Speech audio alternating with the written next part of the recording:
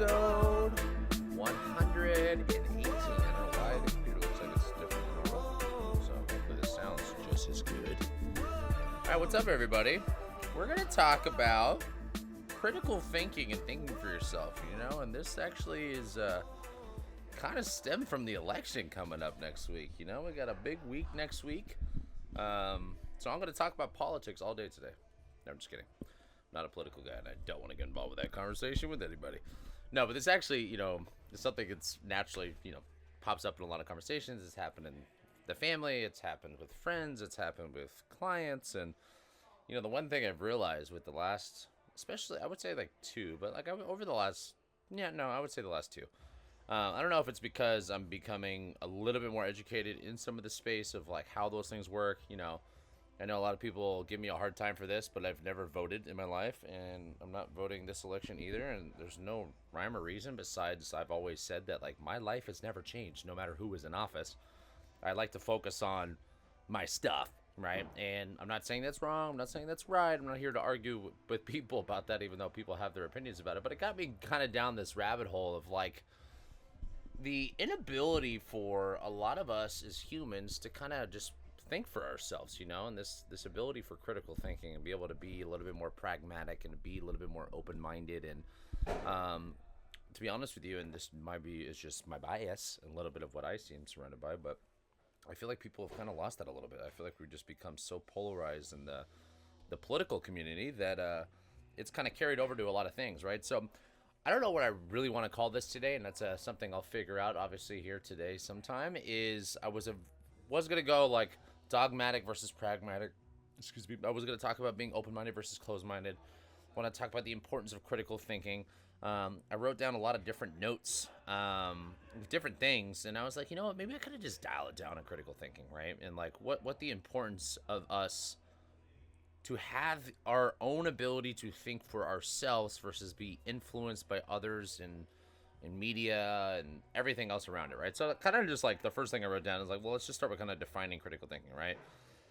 Analyzing information objectively, questioning assumptions, and making informed decisions. This segment can help by set the stage for critical thinking, right? So it's a pretty straightforward thing.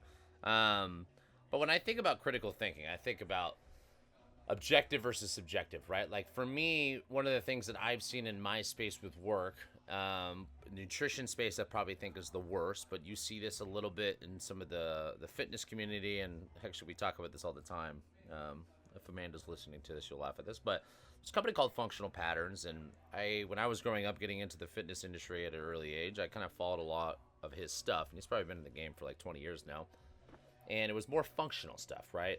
Worked with a lot of fighters and wrestlers and just kind of martial arts in general, but his whole concept was like, we as humans are more primal. We're designed to be able to throw. We're designed to be able to run. And one thing that I found really interesting about his page lately over the last few years is all his content is just built around talking shit about other modalities and other disciplines. And, it just becomes a very closed-minded thing. And I've seen this like in the nutrition space, right? Like a famous guy, Dr. Lane Norton. I love his content, but I think one of the things that I stopped following him for was like I believed his content was kind of, once again, just too close-minded, right? Or it's just like the inability for for other things to be right to other people, right? Like I say this quote a lot, right? Which is like everything we see is a perspective and everything we hear is an opinion, right? And so I forget what Stoic that says that, and obviously for you guys that have followed me long enough, I like to bring up Stoicism in a lot of different areas, but this it's kind of gotten to a point in my life where I just realized that just kind of sitting back with like running a business and like talking to clients with nutrition or talking about exercise or talking about money or like, every 4 years people want to talk about politics.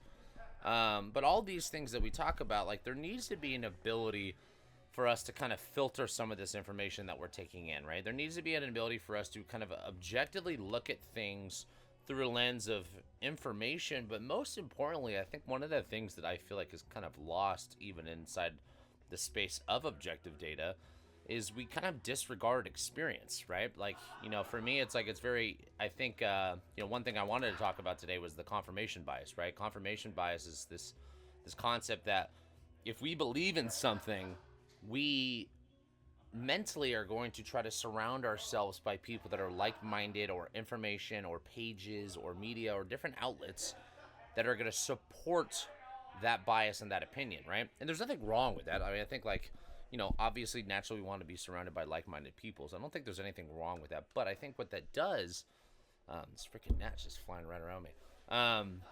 What that does is it kind of closes the lens on the mindset of like other things being possible, right? And the more closed-minded we get with things, the harder it is to see the other aspect of it, right?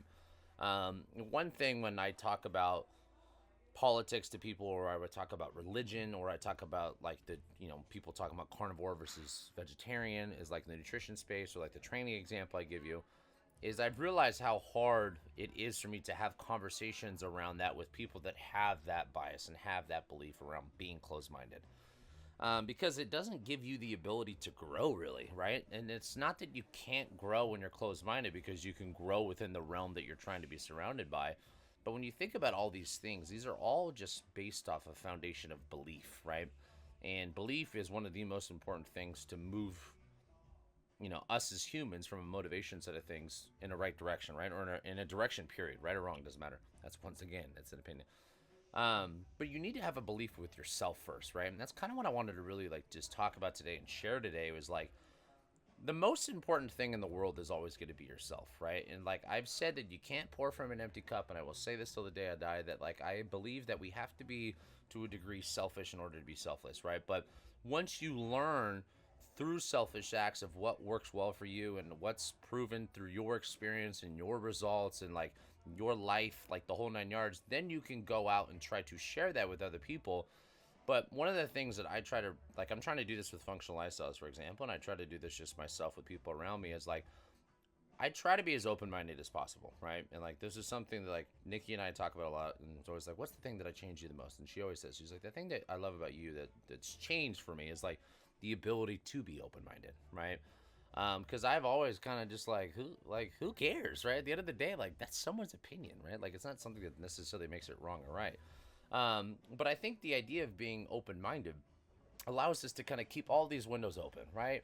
Like, you can still kind of be in an opinion or in a camp or in a belief. Like, I think naturally we slowly gravitate towards things that we think are a little bit more correct for us in that time. And also there is kind of a season to it as well, because there's going to be times like, as I get older, certain things become more important to me. When I was younger, certain things were more important to me that no longer are now. So I think those beliefs naturally kind of mature over time as well.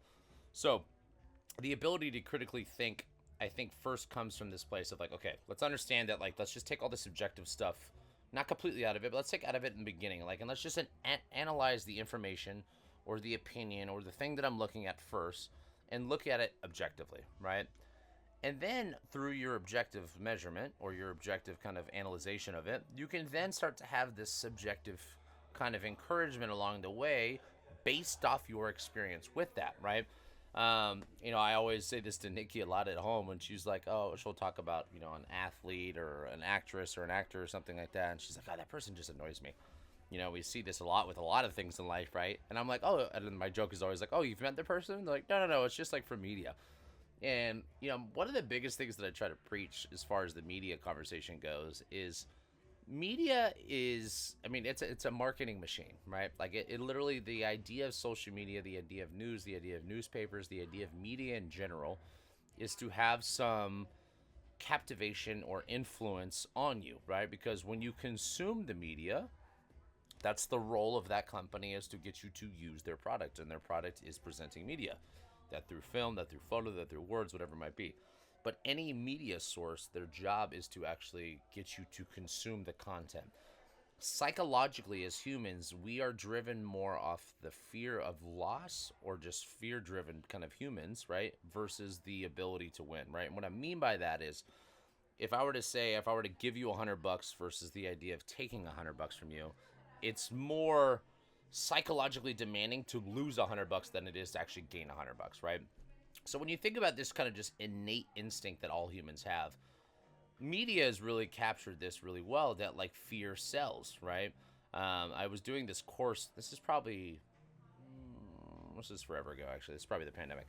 Whatever. It was like a marketing course for gyms, and it was talking a little bit about some like Instagram stuff. And I'm always fascinated with marketing. I love marketing. I love sales. I love business. There's a lot of things on the back end that like I really appreciate. And what I remember, the thing that stuck with me the most is like he was like, stop trying to sell things. Like, stop trying to highlight the good things. He's like, make them fearful, right? And not that you're trying to scare people, but it's more captivating because people want to know those kind of things, right? So when I think about media, it's like it's literally designed around creating a narrative of fear sometimes, right? And like I remember this with the little human ticker during COVID, right? It's like literally it's set up to be that way, right? And I don't think I'm in a position to really tell people that that's wrong or right once again, because like that's company goal is to do that, and if that's what sells, that's what sells. I don't think I agree with that kind of business model. I mean, I got into a business and opened up my own business with something that I thought was going to be good for people, and I went like that's why I would never get in the business of media or a news channel ever. So coming back to that statement of like, oh, that person, I don't really agree with them, or I don't really like them, and it's like we're only hearing that not through the actual person that we're communicating with, but we're hearing it through he said, she said, or different platforms or different kind of media channels, and we see this all the time with humans, right? And this is something I talk about a lot with work. Is one of the big things for me that I've realized as far as stress goes is like when I get stressed out about certain things that have people involved, it's most important for me to just have the conversation right away with the person for me to kind of get past that mentally, right? Versus I have a problem with the person. Instead of talking to that person, I'm going to talk to the friends around them. I'm going to talk to other people about it. And I'm going to make this kind of just thing become a little bit more explosive and toxic than it should be. And probably make it worse for myself on a mental state and a stress level because I didn't have the ability to have the conversation up front, right? And I know there's people like, okay, probably listening to this right now, like, what does that have to do with critical thinking, right? But like, this is kind of like something is a foundation for a society. We need to learn to make our opinions and think for ourselves based off the interaction with those people, right? So I do this a lot with work, right? Like it's really important for me to not base a judgment off of what I hear from other people, right? Not that it doesn't have its place and it doesn't have weight in the conversation. It definitely does.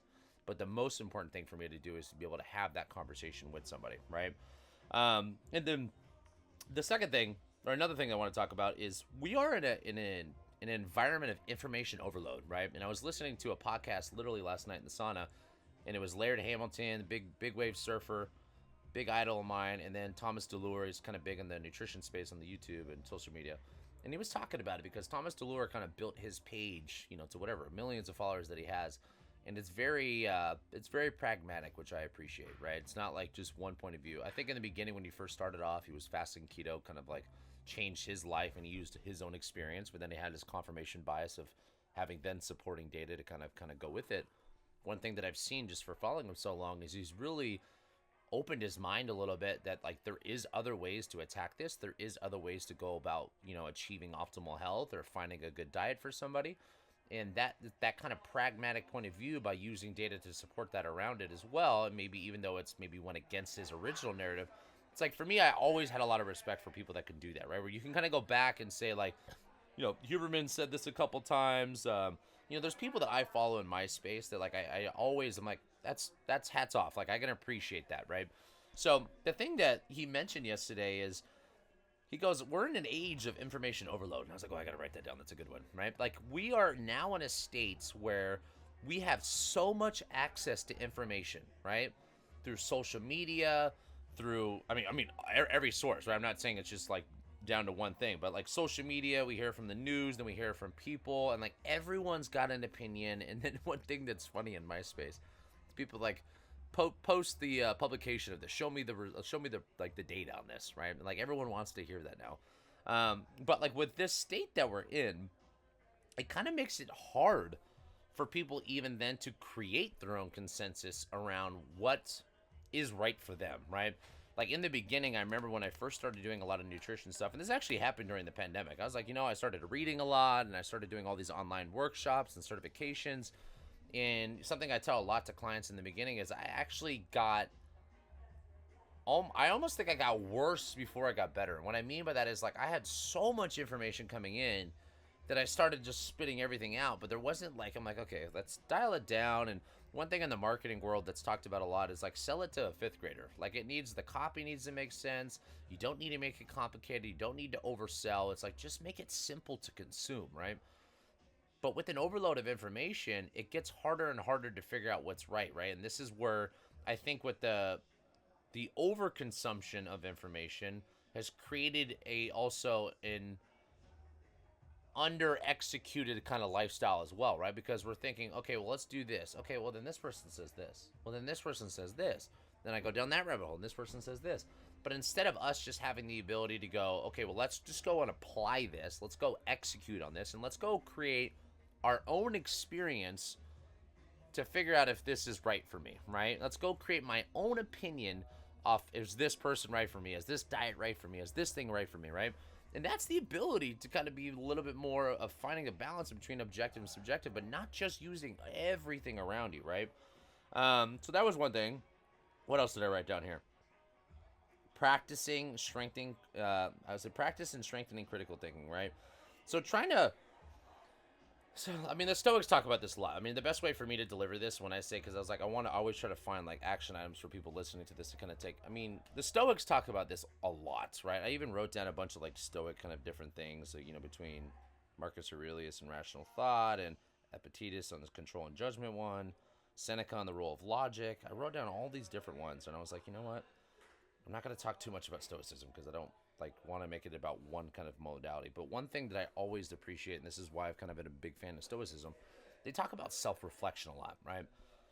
The idea that solitude and self-reflection gives you the time to be alone with your thoughts and understimulated, gives you the time to then start to create your own ability to think. It gives you the time to create your own opinion. It gives you the environment to, I don't know, just form all these things that I'm talking about, right?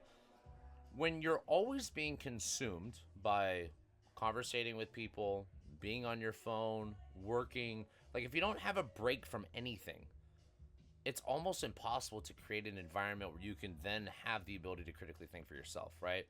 Like the idea of critical thinking means that you have to have enough time to actually think, right? Like it sounds kind of stupid, but like in order for critical thinking to be a thing, you need to have enough time for reflection, right? You need to be able to sit with those thoughts. You need to be able to write these things out.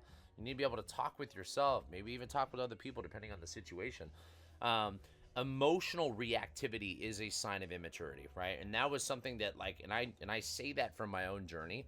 Like when I've always, my family says this, a lot of friends say this, that I've always been good at arguing, right? And I think it just comes from, like, I've had a good ability for sales and communication my entire life.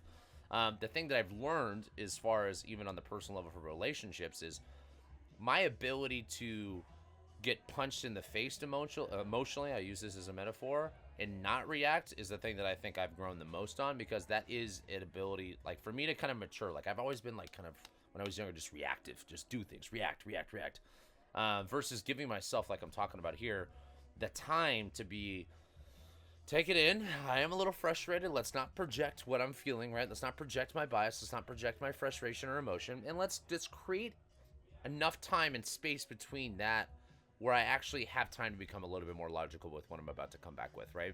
And I think between being in a healthy relationship that I am now with Nikki, I think number two, and maybe, like, I mean, close number one too, is definitely owning a business. That was one, like, maturity thing I needed to get over right away. It's like, I can't run a business if I'm always just going to be emotionally reactive. And don't get me wrong, I'm definitely not perfect when it comes to this stuff. There's plenty of days where I'm just like, someone's going to get it today, where I'm just like a little on edge or a little reactive more than normal. But, like, kind of part of what I'm trying to talk about with today's podcast is, like, take the time to be more pragmatic, right? Don't, like, for example, like something I mentioned earlier is, like, pragmatic is like being more objective, right? Dogmatic is just like your belief and nothing else works, right? And I've just grown as time goes on, and I think I get a little bit more sensitive during the election years, because it's just hearing the way people talk about these things. It's kind of like blows my mind. It's like, I made a post about this the other day. It was like, so many people are worried about who's going to be in office when they could be worrying about growing their business, improving their health, improving their relationships. Like, we're taking all this energy that's external to us and we're putting it outside, and we're getting rid of it, and, like, all that energy is wasted that we could be using on ourselves.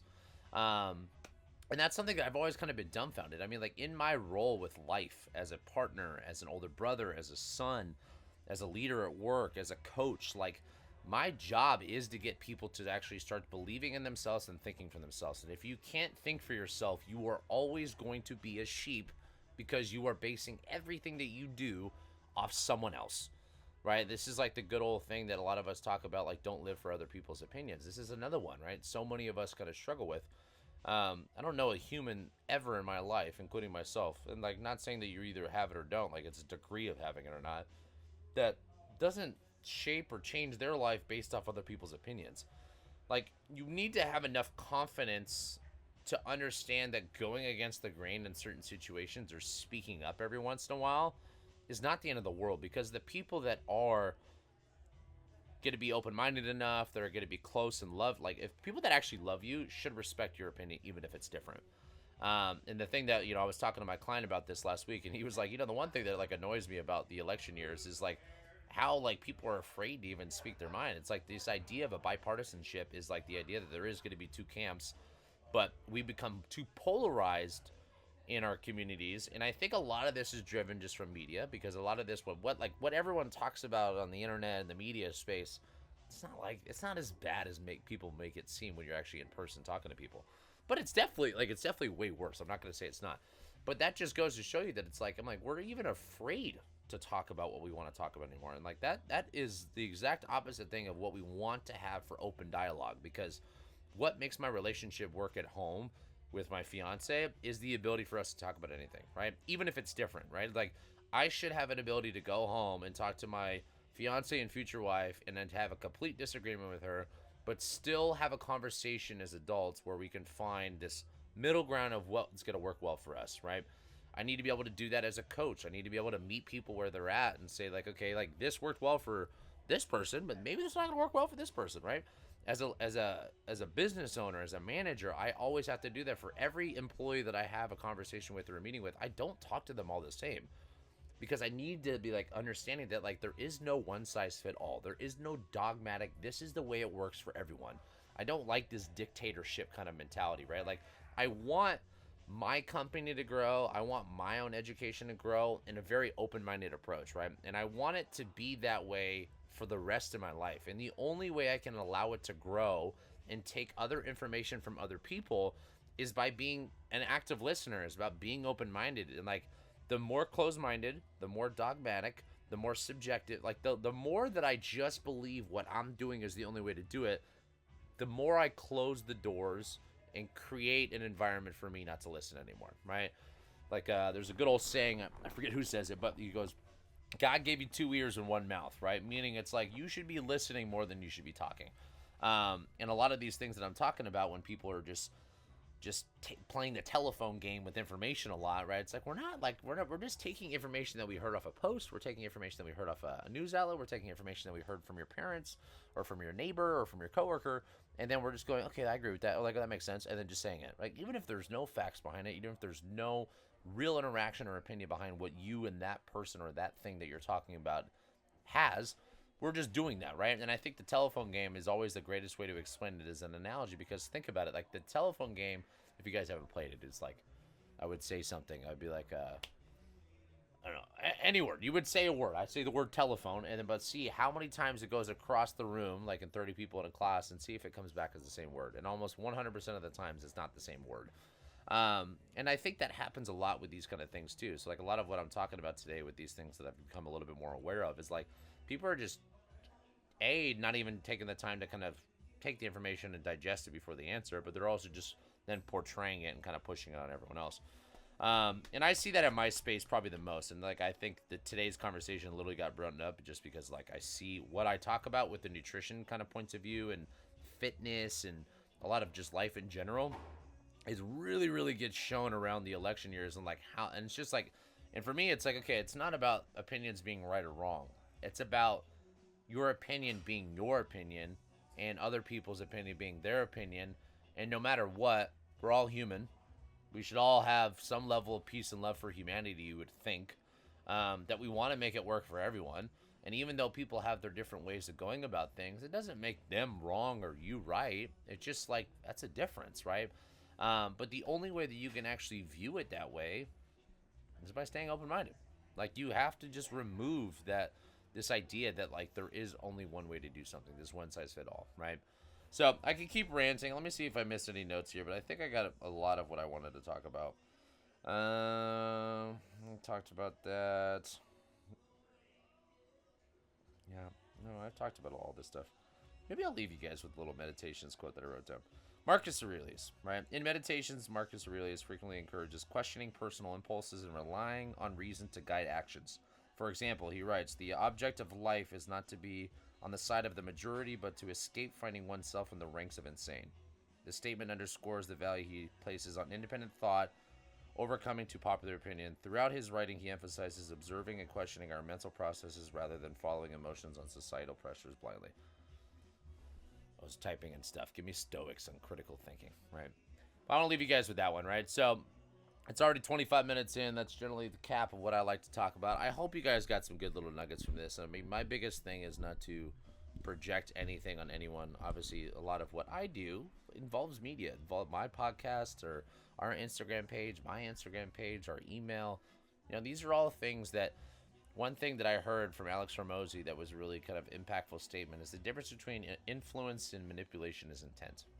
So me talking about like, oh, you shouldn't trust everything on media, it also comes with you listening to this and taking it with a little bit of salt and going, okay, is this right for me? Is this wrong or right? Like, everything should be analyzed that way, right? Don't just hear something and assume that it's the truth, right? So I want to make sure that I leave that as like, this is media that you're consuming, right? And this is also my opinion on what I view life to be, right? So, and that doesn't mean that's like, this is you hearing it, that this is the way that you should live. I try to come from a place that's centered from a place of love, that's centered from a place of like trying to find a way for all humans to thrive and be better, but also trying to find a way to make my community thrive and become better. And I think that always comes from the individual. Something I posted back in the pandemic that I'll never forget was a lot of people are trying to fix, they're fixing the big, the whole, the system, the world, the community, right? But we're not really addressing the people around us that are closest to us, and most importantly, we're not addressing ourselves. Like, why are we so far out of the realm of fixing our own shit and what's close to us first versus the other way around?